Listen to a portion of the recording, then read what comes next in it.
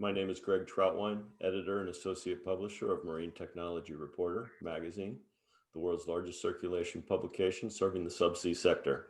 We welcome you here today to the OI Connect Navigation and Positioning track, where we will offer a trio of insightful presentations from organizations and individuals leading innovation in this space.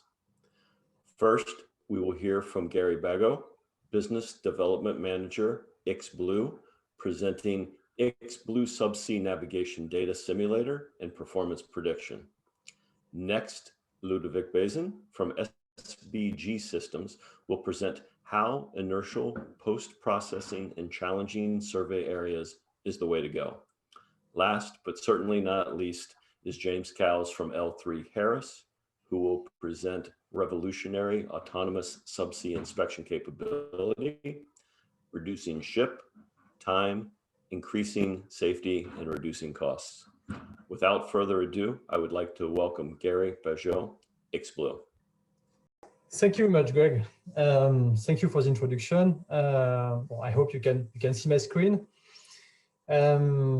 So a forward before on XBlue. XBlue is a high technology company.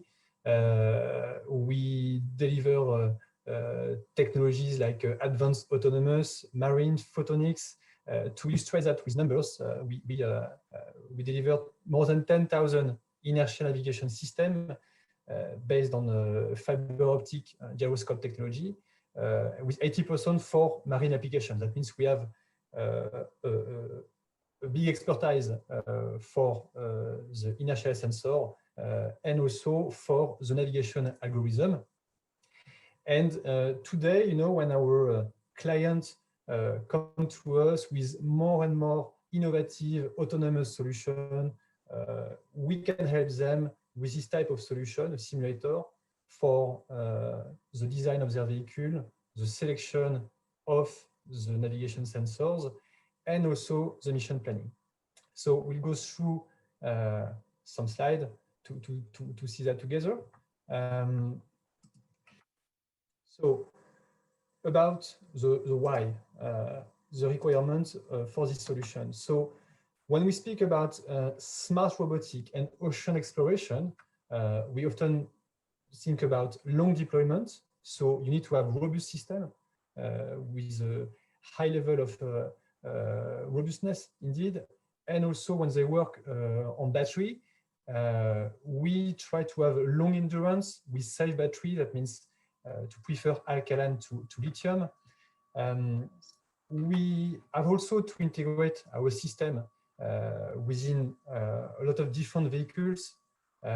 So we have to be able to communicate with other systems. So we have hundreds of protocols, and we are also compatible with ROS robotic middleware.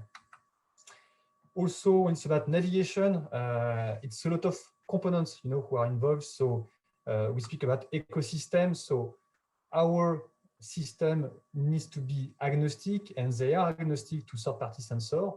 And when it's about software, to manage this ecosystem from the simulation until the post-processing within the middle of the operation, we can also adapt our offer to the need.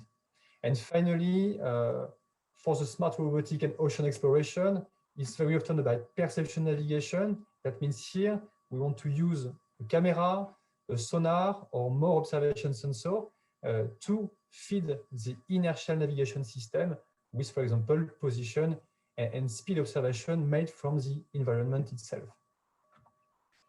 So we have a focus here during this presentation about this simulation solution and how it works and what is the outcome for the user.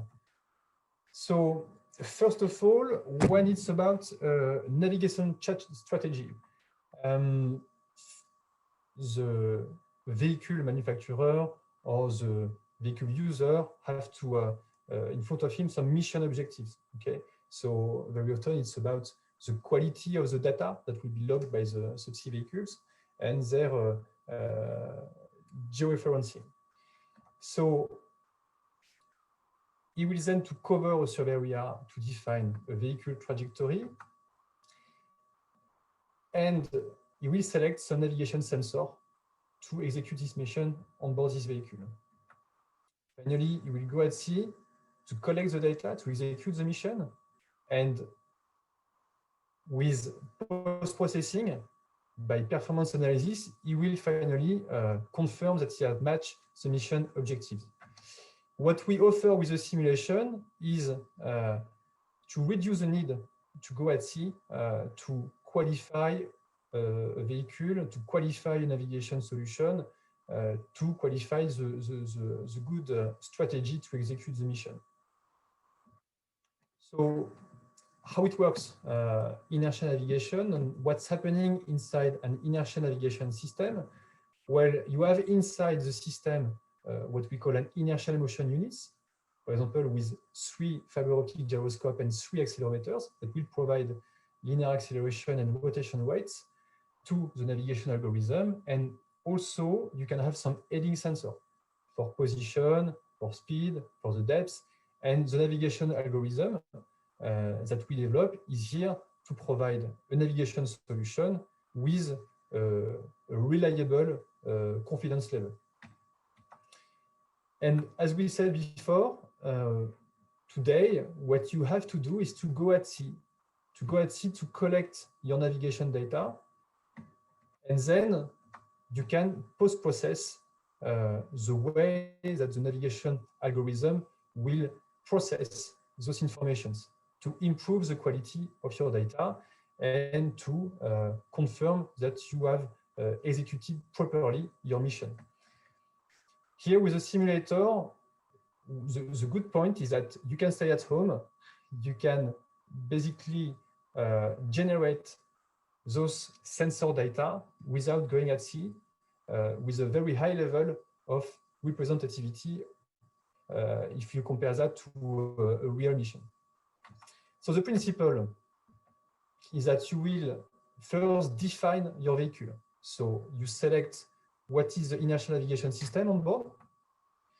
You select what would be the external sensors available and their frequencies. You will define the lever arm, the misalignment between the sensors. So basically, you end up with your vehicle navigation architecture. Now you can go to the trajectory. So what will be my survey pattern along my mission? So you will define a trajectory and we will generate navigation sensor data along this trajectory. So a trajectory is start at an initial position with angles and speed change. And once the user has declared this trajectory, we will add some information to have a more precise trajectory definition. And finally, we will generate some perfect data along this trajectory for the internal sensor of the IMU, the fiber optic gyroscope and the accelerometer, with all the compensation required. And also, we generate some external sensor, whether it is GNSS, USBL, or other aiding sensor. But that's not the end. Obviously, here it's perfect data. What we look at is a simulation result which is really representative to what will happen at sea. And all the sensors, they have some specificities and they have to be taken into consideration to have some result of simulation which are in line with what could happen at sea. So here we are going to add realistic errors. And just a small word about the type of errors. So we can mention the bias, scale factor, misalignment. They have some components. Some of them are constant. For example, when I have a DVL, so an acoustic speed sensor, if the vehicle is purely static, will my DVL tell me that I'm static? They have also some random components. So typically, an acoustic USBL system can have this type of white noise error components. And some of the errors are time correlated. So just to say that when we start from the perfect data generated over the specific trajectory, and we want to arrive to a simulated value, we will apply several, we'll perform several operations. So at each time, for each sensor, we will inject realistic error based on error models that we develop. And we find again here the different type of errors that we mentioned before. So that's how we achieve a simulation which is really representative of what will happen at sea. The benefits of that, it's obviously that I can perform my vehicle simulation, so the navigation sensor architecture on board my vehicle, the specific trajectory, and it's very important, the specific trajectory of my vehicle during my navigation, the availability of the heading sensor also during the navigation. Maybe I can have some loss of USBL sensor, some loss of DVL sensor. I will be able also to simulate the environment where is located my survey area. For example, if my AUV will navigate sometime in sparse LBL mode, I can upload in our simulator the bathymetry, the sound velocity profile to simulate what is the area insonified by this heading sensor. So here we also speak about the environment simulation. And finally, I will be able to see the accuracy of my navigation all along the mission. That means that I will know if the data that I will collect during my mission will have the proper level of accuracy when it's about georeferencing those data. So, well, to sum up, a simulation solution, it's about really upstream to select the good navigation sensor and also the heading sensors. It's about to converge faster with a good enough navigation strategy. And finally, when it's about developing a new vehicle, we can think, for example, about the resident vehicle, which are more and more coming for the energy industry. We will help to qualify the vehicles with limiting the sea trials. So it's basically helping the innovation by reducing the cost of qualification. Well, I think we arrive at the end of my presentation.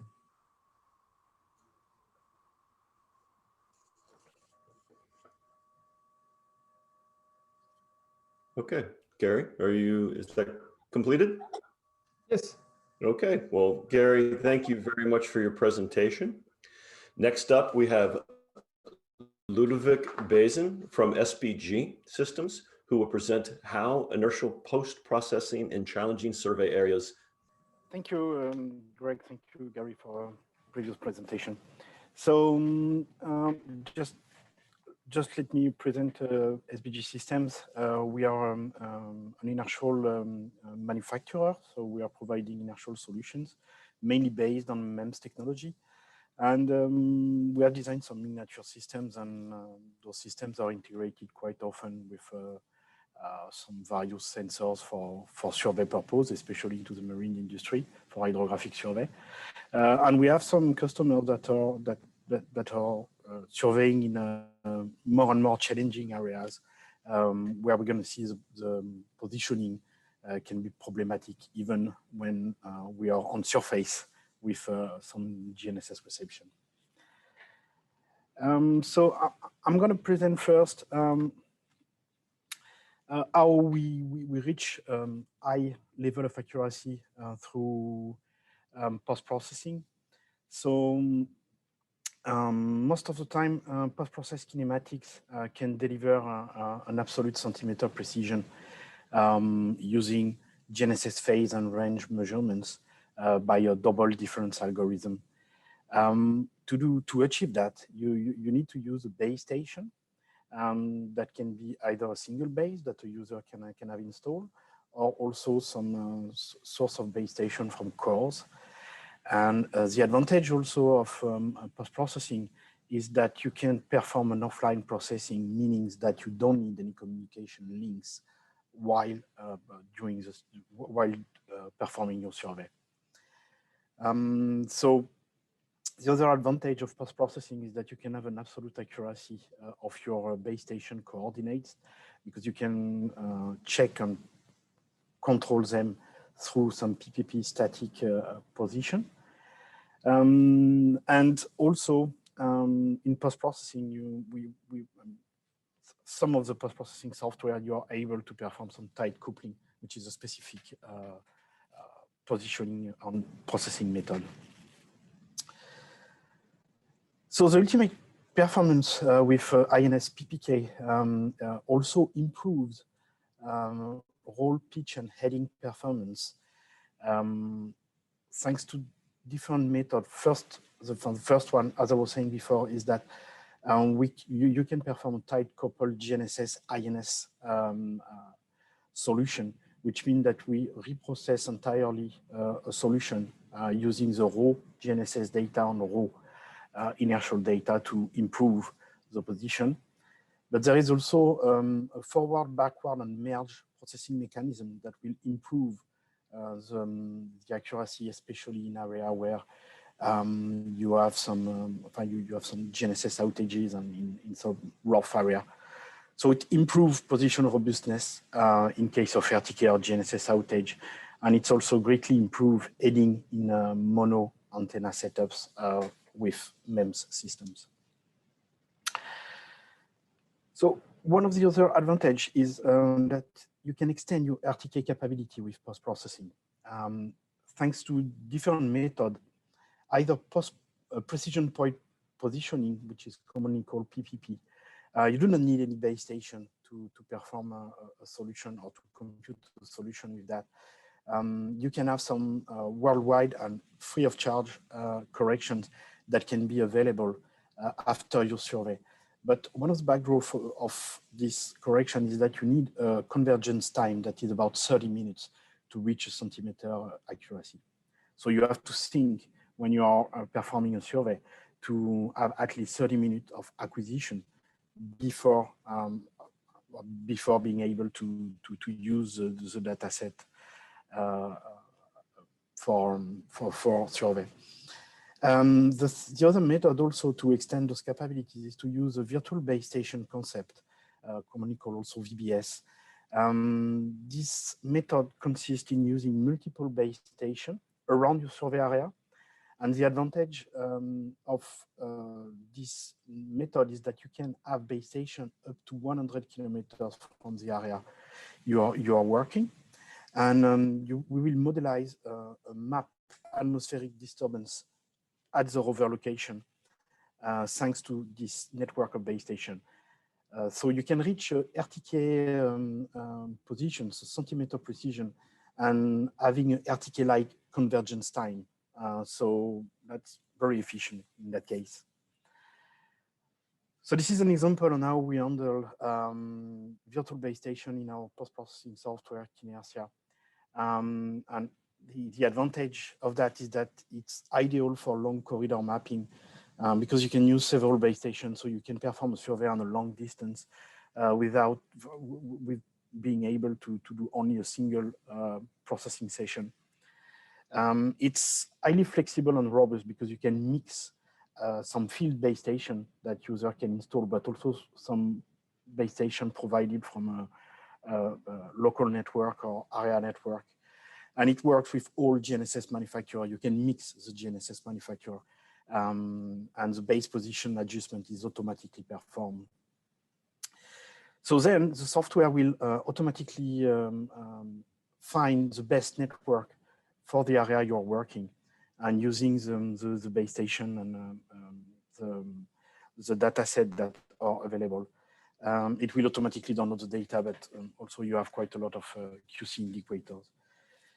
So we're going to focus now on a case study to show results you can obtain in real time and in post-processing. So what we did last year is we did a survey. We did some acquisition in Germany, in Port of Hamburg, with one of our partners, McCartney Germany. And we performed some acquisition in 3 different areas in Port of Hamburg. One area was open sky, so just to see the performance of the systems out there in a survey application in open sky area. And then we did a bridge survey.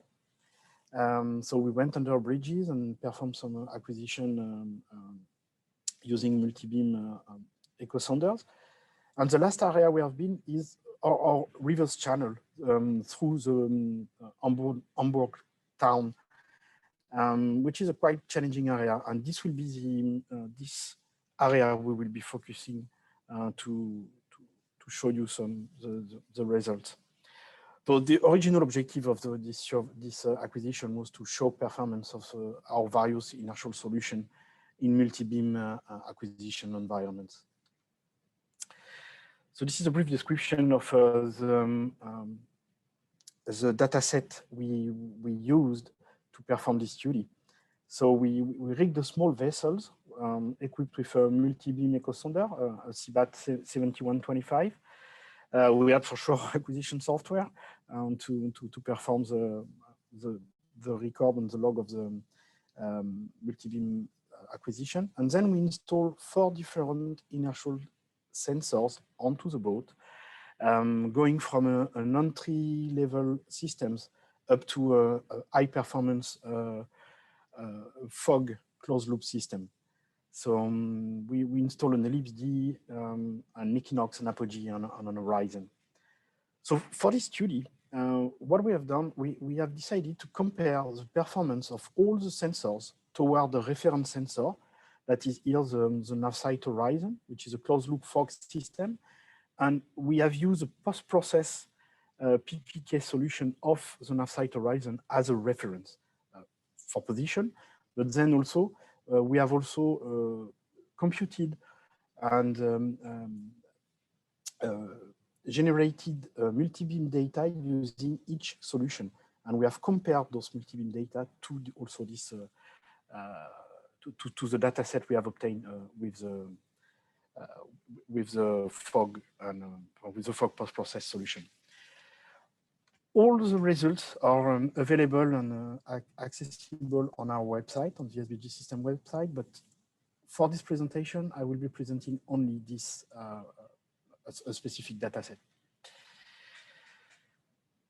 So as I was saying, we have been performing some acquisition into Hamburg channels that are called Speicherstadt, which is a very harsh environment for GNSS. So let's have a look at the results. So into this area, we had some tall buildings and also some bridges we had to pass under.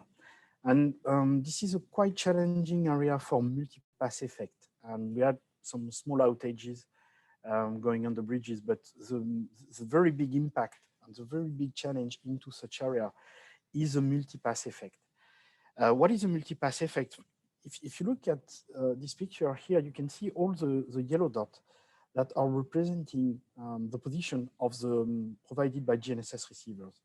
So when we are performing acquisition, you have to rely for position, or you have to initialize at least for position on GNSS receiver. And then after we merge this GNSS receiver solution with the inertial INS data. The problem of the multipass effect is that the GNSS receiver tend to fix a solution and provide a quite good level of accuracy for the solution, even being offsite. This is part of the problem that you have when having multipass effect. And the inertial sensor, if we look at even the inertial track, are still influenced into those environments by the GNSS solution.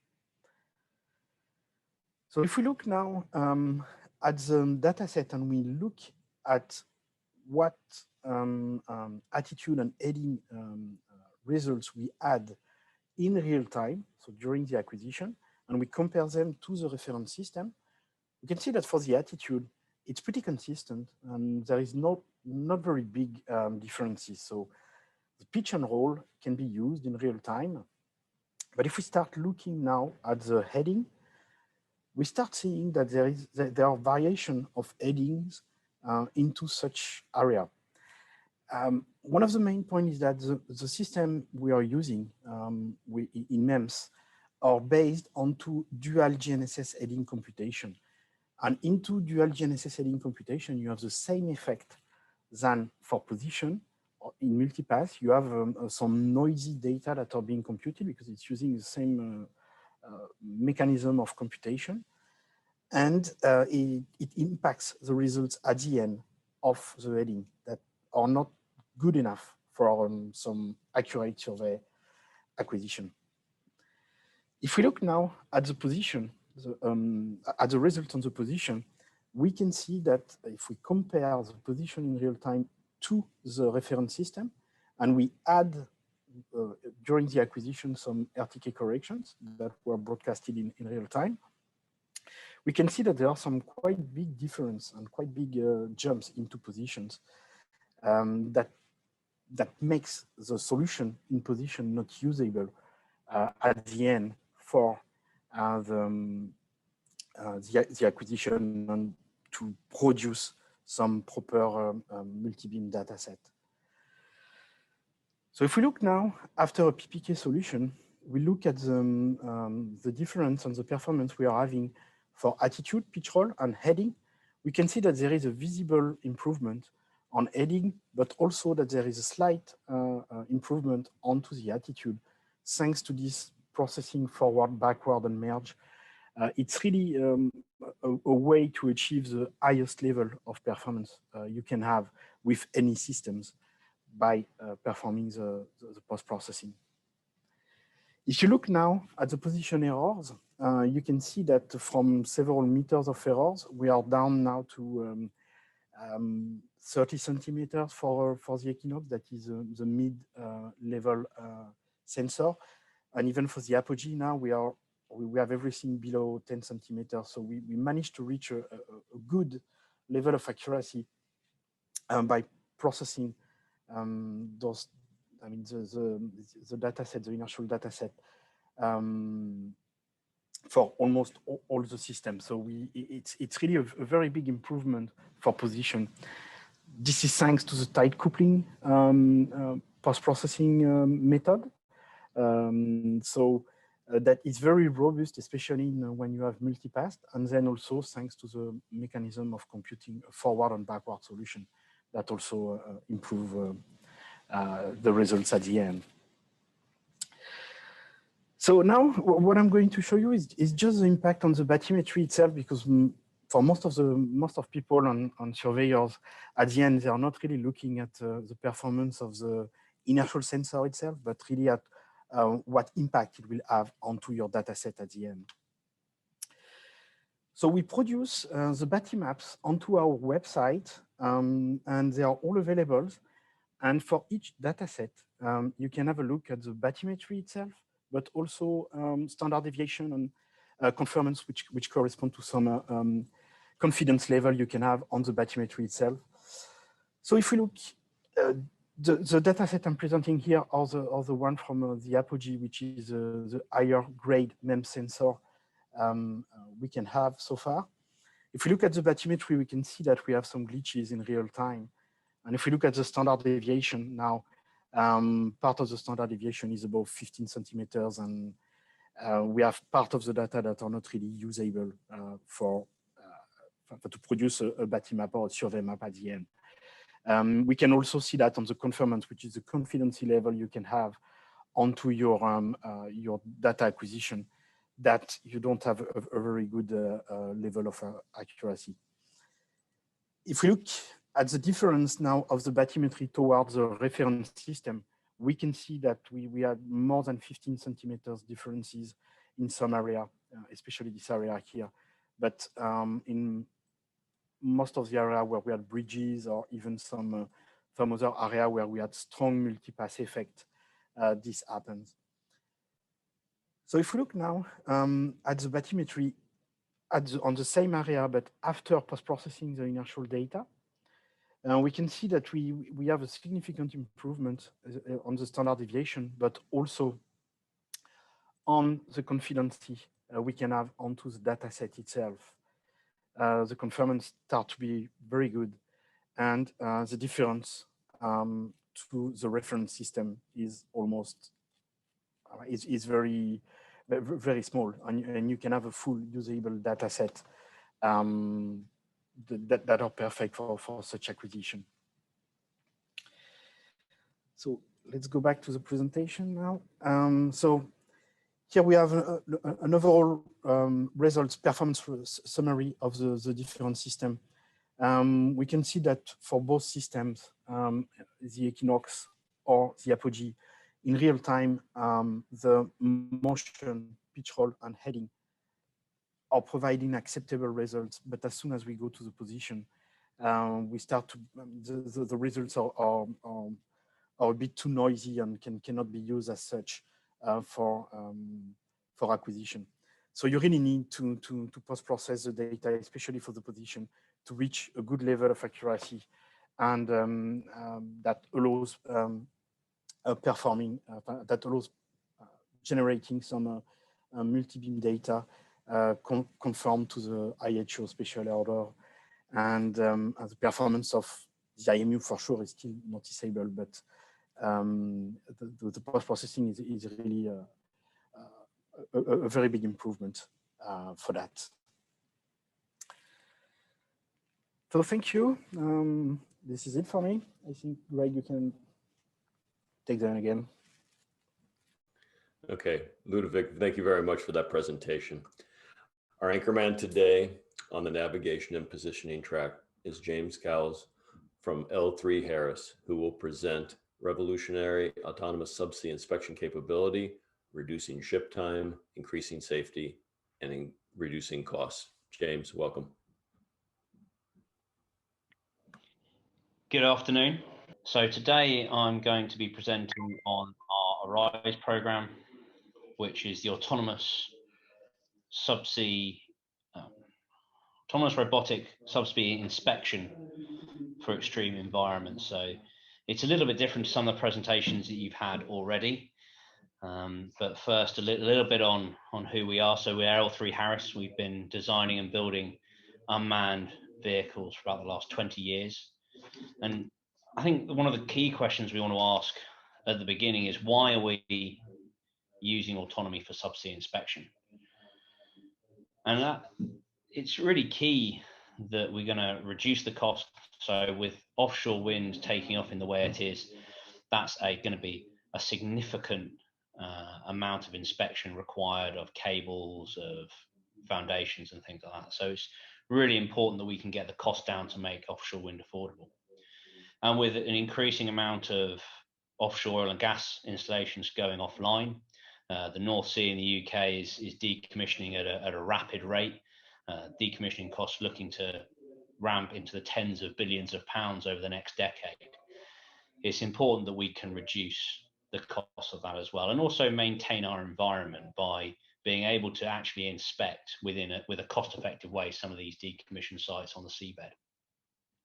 And also in the times of COVID pandemics and remote working, how can we mitigate the challenges of vessel and crew availability? As people can't get offshore, less vessels can go out and do work. So how can we mitigate that with the use of autonomous technologies? So as I say, we've been developing these systems for a number of years and have an industry-leading autonomy system capable of doing a wide range of things. We're constantly innovating, and that is from just the simple autonomy of remote operations all the way up to advanced autonomy. So you can see in the video here a vessel tracking using camera systems. And then what I'm going to talk to you about today, the ARISE system, is on the phase 1 is on the screen now. So how do we integrate an ROV into an existing platform and then go and use that to do useful inspection work. And we developed a whole range of different vehicles from 3 all the way up to 13 meters, and in both the military and commercial world. So mine countermeasures, border security, as well as hydrography and survey. So to talk a little bit more specifically about what we've been doing. So this is a 2-phase program. And the first phase, we did a relatively simple integration, shall we say, where we took a lot of equipment that we had around a simple winch system, a payload in an existing vessel, and integrated that with about 40 meters of tether to enable us to just go out and prove the concept. How can we, in as simple a way as possible, integrate an ROV into an autonomous vessel so that we can start moving towards this collaborative autonomy? Because at the moment, we were looking at sort of an ROV that's around the size of a Saab CI Falcon. That's what we've used in the original phase 1 of the program, and what we're going to be using to do demonstrations early next year. And that's going to be traditionally operated off a vessel that's anywhere between 25 to 35 meters long. So it's going from that size down to 7 meters is a significant step. And if you look at things like carbon emissions, you're reducing them by up to 97% by making that step. This system can be using as little as a couple of liters of diesel an hour, which is vastly different to a lot of sort of crew transfer vessels that are using these ROVs for inspection work at the moment. So, as I say, a relatively simple system, quite a small winch on top of this system, obviously a USBL system so that we could position the ROV underneath the vessel. And then we used just the off-the-shelf ROV control system to integrate it into our system and then control it over our standard comms link. So this was some trials we did in 2019. And it was extremely successful. We did a number of dives down to about 20 meters in total.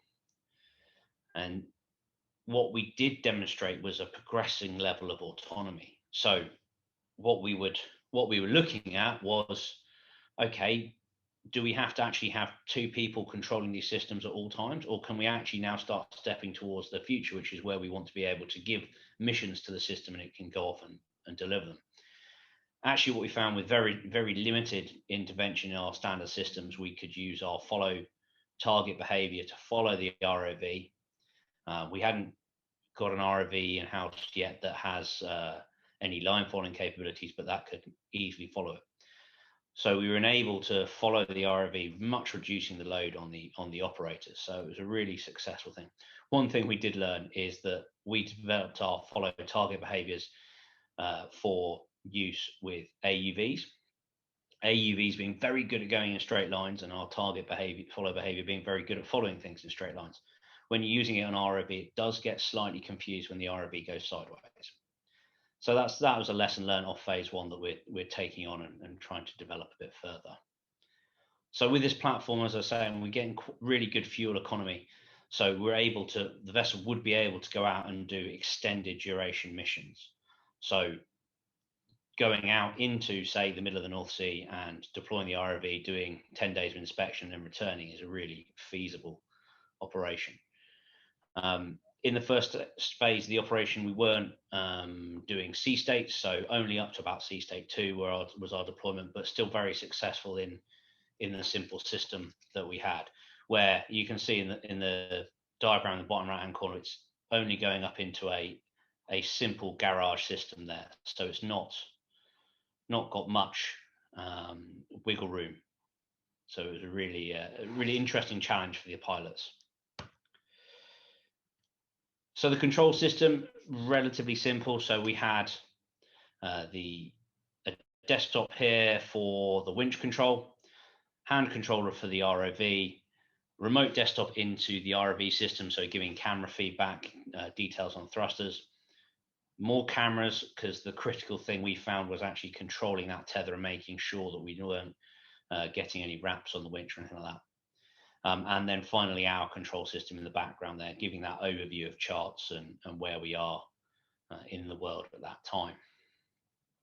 So as I say, a relatively simple system which could be mobilized quite easily, even in this kind of prototype format. But as I say, this was a prototype, and we only had about 40 meters of tether on board. So this is what the system was looking like. This is the wonderful trials area that is the Solent. So whilst good for us to trial the launch and recovery, deploying the ROV repeatedly to ensure it was operating appropriately, it was terrible for doing any actual demonstrations of inspection because the water is a bit like mud.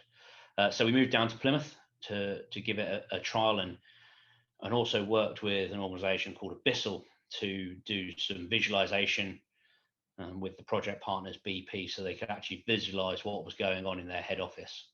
Actually in Plymouth, in Corsan Bay here, the water was much clearer, so we can even see the ROV coming out of the housing underneath the vessel, just behind the USBL system there. And then we got some beautiful imagery of sandy mud. And if you looked really careful, there was a small crab there, but that's about all we saw, unfortunately.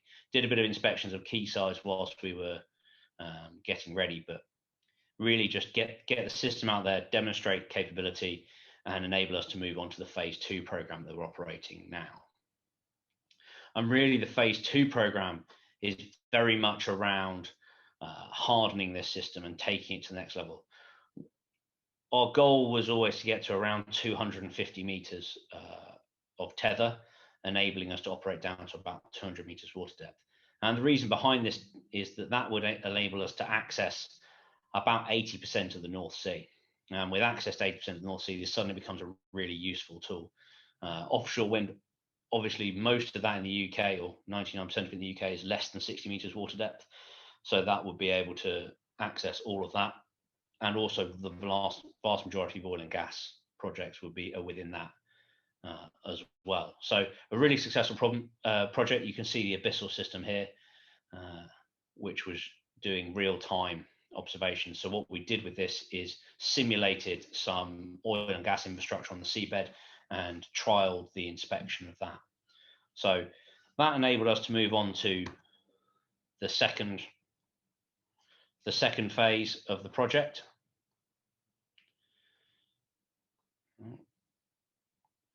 And in the second phase of the project, we were going to design and build the ROV LAR system, working with the University of Exeter, who are going to model the ROV and ASV interactions to ensure we're not going to get any loads that are too high on that tether, and how we're going to recover that system into the ASV.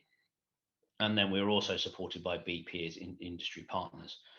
This was a follow-on project with the Innovate UK, so they're providing a lot of government funding to this, so it was brilliant. And as I say, the goals for Arise 2 were significantly higher than Arise 1, so we were going for over 150 meters of tether. Goal was 250, but it just wasn't practical in the space that we had. We're also looking at a significantly larger ROV if possible. For trial reasons, we are going to stick with a Falcon, but it is capable of taking something up to about the size of a Tiger and some other systems that are out there. And also the ability to provide much more power. One of the challenges we know that we're going to face in the commercial environment is the speed of the tide and ensuring, certainly in shallow waters, that we can stem that tide and actually complete our inspection work. And that's why a more powerful ROV system is really extremely useful. And then the core challenge that we're also looking at in this program is operating this over the horizon. We've been operating vessels over the horizon for about the last 5 years, but it's very different operating just a single vessel, which is on the surface all the time, to two combined autonomous systems, that one below the surface and one on the surface, that are then actually linked by a tether. So how do we look at that autonomy? And that's a bit of the work that's sort of kicking off at the moment. And also importantly is the operational sea state. The prototype system did achieve a better sea state than actually we'd imagined it would, but realistically, places like the North Sea, we need to be achieving sea states for operational or else our operational window is going to be so small it's not going to be worth looking at. So where are we? That is a picture of the winch system in our factory now. So it's being commissioned as we speak. The Tether Test tether has been loaded onto the system, and we are trialing the use of that at the moment. It's going to be able to fit 175 meters of tether. It's a hydraulically powered winch with a powered sheath to ensure that we can wind the tether on neatly onto that winch. And the rest of the components of the system are actually brought across largely from the previous system. One of the challenges this did create for us is that in the original Mark I system and in most of our 7-meter boat payloads, we have a rack system that sits in this section. But as you can see here, that's currently filled by a large winch. So we had to find an alternative location to store, excuse me, the electronics. Now, luckily, we had a bit of space in the bow and in the stern of the vessel. So in the bow of the vessel, we fitting a 12U rack system with air conditioning so that we can take all of the ROV topsides in there. And in the stern of the vessel, we're going to fit a set of inverters to be able to give us the 3-phase 15 kilowatt power. So we've actually made significant progress with this. Unfortunately, due to where we are with the pandemic and trials, it's taking longer than we'd hoped, but we will be out early next year gathering data and trials in real world environments. So going back to where we started, why are we doing this? By reducing man days offshore, we can increase health and safety, even especially in the current pandemic times, we can mitigate some of the challenges that's creating. By moving from what would traditionally be a 35 to 40 meter vessel doing this work to a 7 meter, we can significantly reduce both the capital and operational costs. And then a much lower environmental footprint. 2.5, maybe 3.5 liters an hour during operations is a significant improvement on where we were. And also we are working off a base vehicle that has a really high TRL. This system's has operated around the world and is extremely robust. So we know that we're building on a strong technological footprint. So where does the future lie with this project? Well, early next year, we will be trying this in shallow water inspection applications. Down to about 70 meters is the goal for both integrity inspections and environmental inspections. And then we're also looking at what the future holds in terms of larger ROVs for bigger scopes of work. So can we do the work of, say, a 70 or 80 meter ship with something like a 24 meter ship? So really looking to the efficiencies of this and how autonomous systems can support operations in a more cost-effective way than we look at it at the moment. So thank you very much for listening to me, and I look forward to any questions. Thank you. Okay. Well, thank you, James, Ludovic, and Gary, each and every one of you for your presentations. As you know, we don't have a live audience, but I look forward to a conversation with all of you. I have a first question, and this is to all the panelists. From each of your perspectives, and again, 3 very different presentations, but from each of your perspectives, what do you consider to be the biggest market force today that is driving innovation in your respective companies, in your respective sectors? And simply put, who are your customers? What are they asking you to do?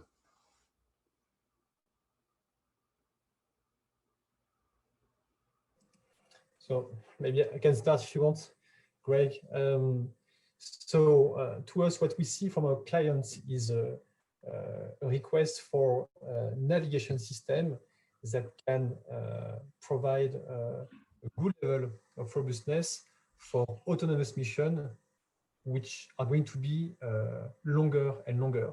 So robustness, accuracy, and also when it's about subsea drones like AUV, like smart ROV, it's also not only a question of accuracy, but how we fuse the data to maintain the accuracy, whatever the mission will be. It's also obviously about power consumption of the system in an autonomous vehicle, and it's something which is pushing us to reduce always the system with the same level of accuracy and with low power consumption.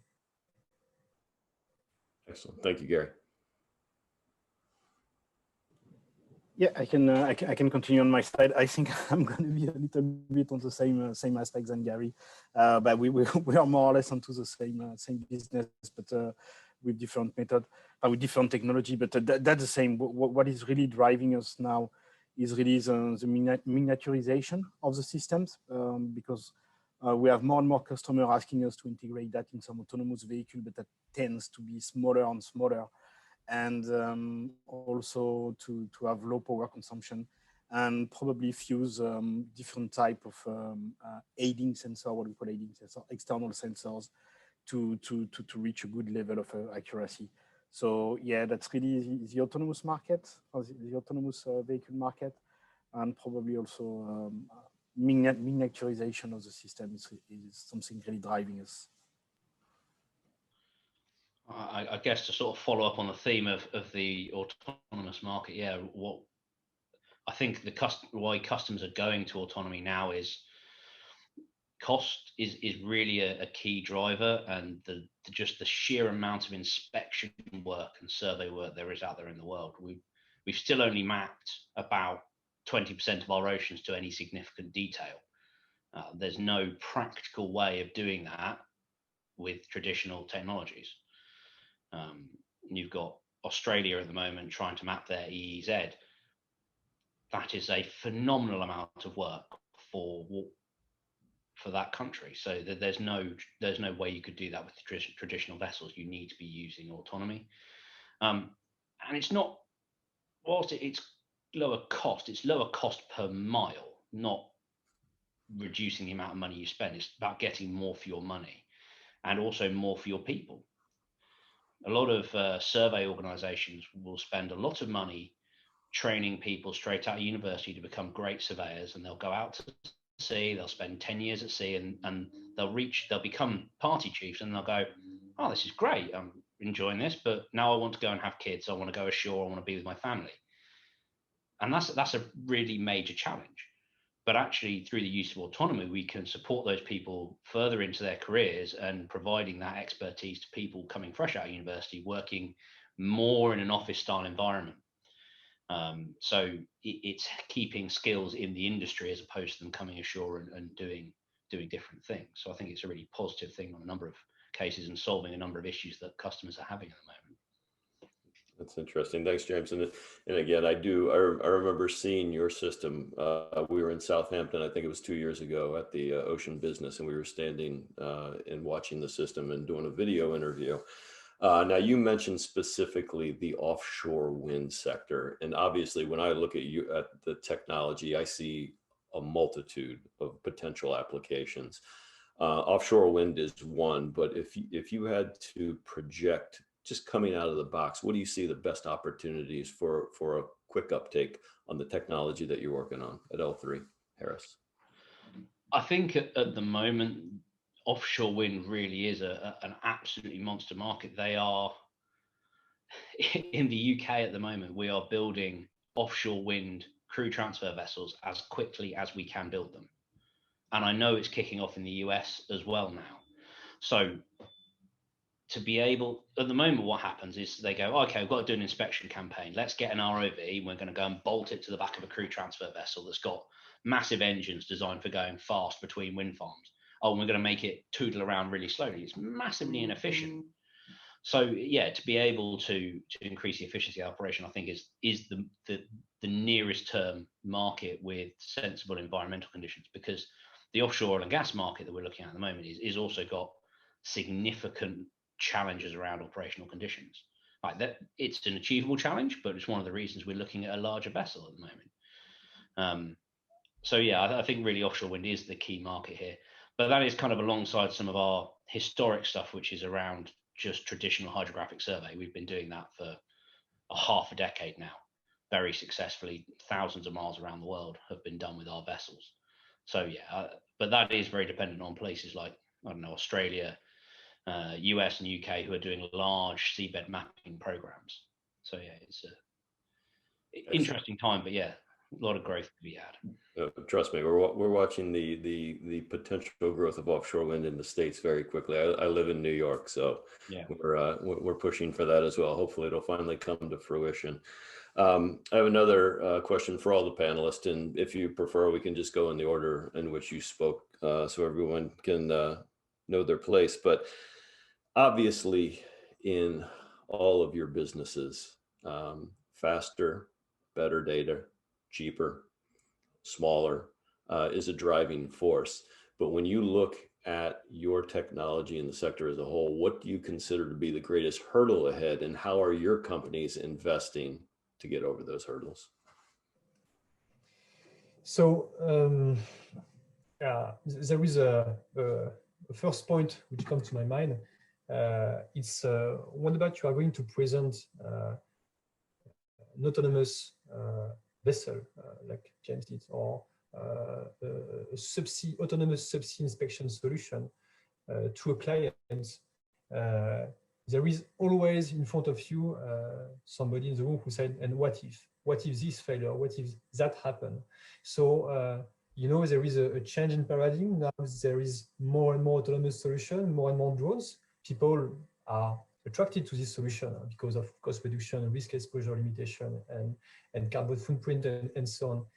But there is always, you know, a scale of the people to see autonomous drones with more or less human in the loop to approach a structure in production, like a wind turbine pile, like a wellhead for oil production.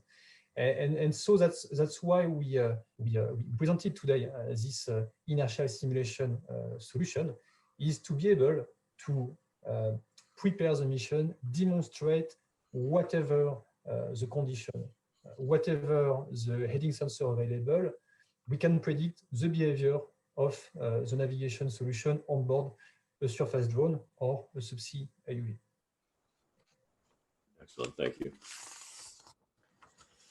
Yeah, I think, yeah, this is true. The reliability of the solution that you have to provide is really increasing, and the technology also is moving very fast now. I mean, most of sensors that can be installed, or a solution that can be provided for autonomous vehicle, especially, but then also any vehicle that have to approach some structures, that have to go into in town. I mean, even if you look at the market that you can have on land with the autonomous cars and so on, they have to go in some locations. They have to be very reliable, and at the same time,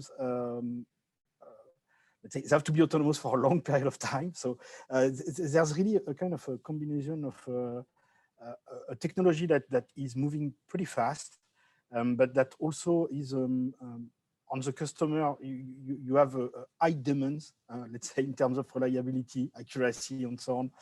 So you really have to go very fast and be very reactive in developing some solution, improving our solutions, even the hardware, the software, firmware, etc.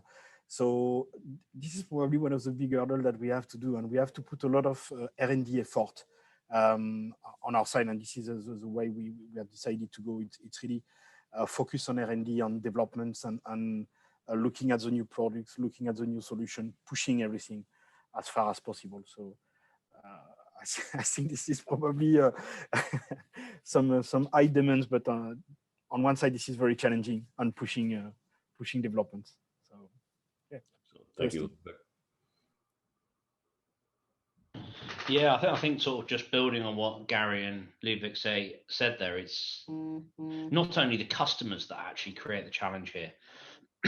The customers want data and they want assurance that there's low risk, but ultimately the people who have, I don't know, less to gain from this, but have put the ultimate blocker in the way are the regulators.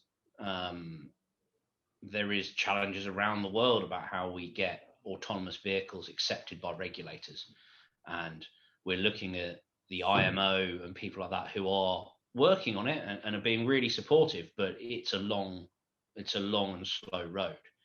And how do we demonstrate in the meantime a level of equivalency to manned traditional standards so that we can continue to operate and grow. So I think that is a major challenge, but it's also one that's kind of coming along. And also I think what is helping is places that are doing larger programs of autonomy. Norway is doing a fantastic job at the moment to push this technology forward, and it's going to draw all the regulators together. In the UK, the MCA have just finished a program called the MARLab for working out how they're going to integrate autonomous systems into UK regulations. So I think it is a challenge, but it's one obviously we've been working on for a number of years, working very closely with the MCA in the UK and the IMO, and also the Maritime Autonomous Systems Regulatory Working Group. So yeah, it's a big challenge, but I think it's one that we're going to solve in the coming years, and also importantly, in the meantime, we've got ways of working with the regulators to do a case-by-case basis. Excellent, thank you, James. Ludovic, I had one specifically for you. In everything that we do in our maritime, our subsea, our portal, our logistics, our offshore energy business, much talk today comes down to data and information, and taking that data from its raw collected to the finished product, where it can actually provide actionable intelligence. Can you discuss a bit the effort, the time that post-processing can require? Yeah, that's always a question, especially when we are discussing with surveyors and speaking about post-processing some data. They're always saying, okay, but what's going to take? Because the old, I think the old memories, people from the old time were saying, okay, 1 hour of acquisition is 1 hour of post-processing. So if I can spend, if I don't have to spend this extra time, that's going to be much easier. But with all the modern software now, and also the power of the machine that you have, the power of the computer that you can have, to be honest, post-processing can be very fast. In inertial, I mean, on our system, the inertial post-processing software, if I take, I don't know, a 3 hours data set, for example, it's going to take not more than 5 minutes to do the processing for it. So that's not a huge effort at the end to improve your data set. So yeah, this has really changed since few years. So now it's very fast, I think, for post-processing. After, it depends on what you're looking for, on level of accuracy you want. Okay. Does the post-processing apply only to the inertial MEMS-based systems? No.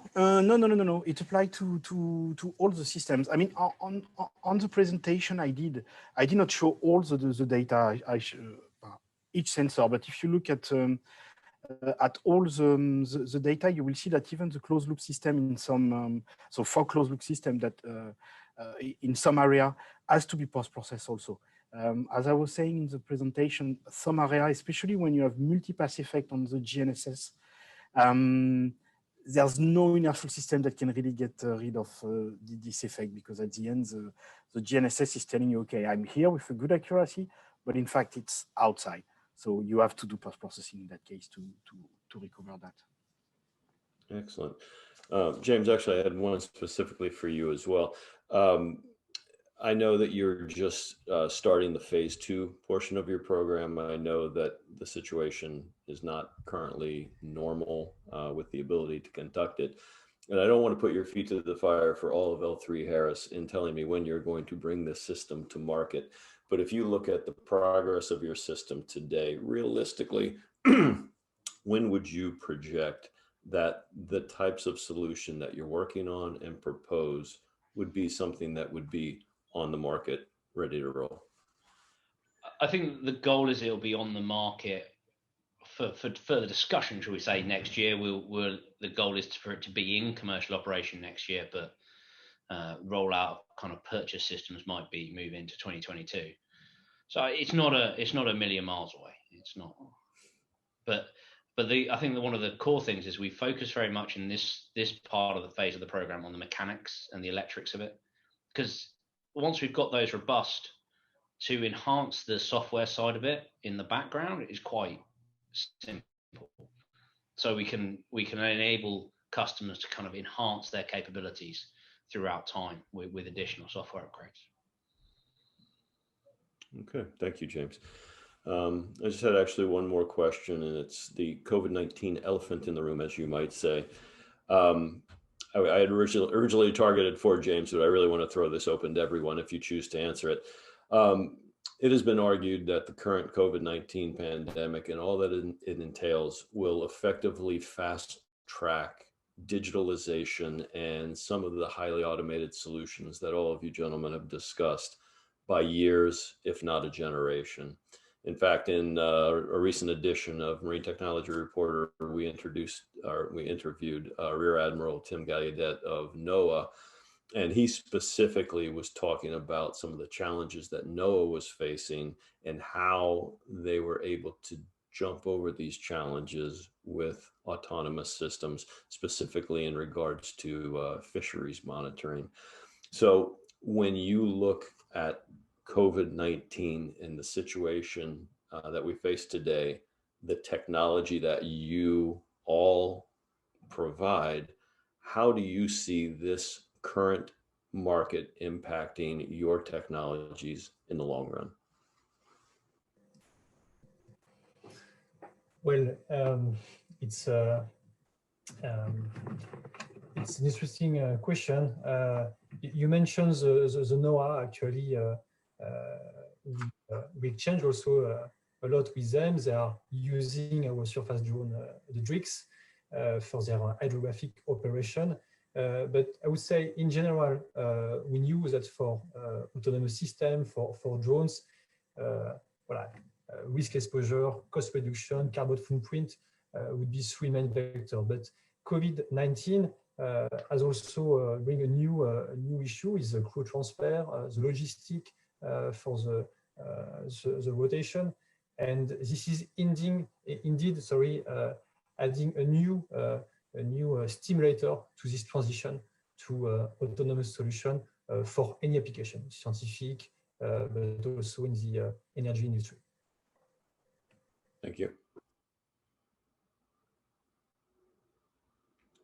Yeah, I think on our side here we can see that there is an increase of demand, especially for all the autonomous vehicles, and it can be any unmanned solution, let's say, that can be on land. On our side, we are not only onto the marine industry; we are really on any kind of industry, also land and air industry and so on. So yes, the unmanned solution is really something that is being pushed so far, but I mean, for the moment, that's still quite hard to understand exactly what will be the exact impact, because we know, and this is the same for us, that a lot of companies are because of the current situation, COVID situation, are putting a lot of R&D efforts. But at the end, we need also to see what will be the exact impact. And as soon as things will start again, maybe more normally, if all those R&D efforts will be continued. But yeah, really the unmanned solution is something everybody is pushing. I think it will have a slightly positive effect, but I don't think it's going to be many years of kind of acceleration. It'll just bring it forward a bit. And that's broadly because autonomous systems have been coming to the forefront of certainly the marine world for quite a while. The developments over the last 4 or 5 years really have been kind of substantial, from there being, just look at the number of players in the industry and how they've multiplied over the last 2 years, and how certainly the systems we're providing have gone from prototypes to systems that have been out for thousands and thousands of kilometers and go out repeatedly for days on end. I think that really shows that the systems are becoming mature, and the customers have been pushing that maturity. So I think, yes, it will stimulate a lot of companies that weren't necessarily pushing it previously to start looking there, but ultimately it's been a wave that's been coming anyway. So yeah. Excellent.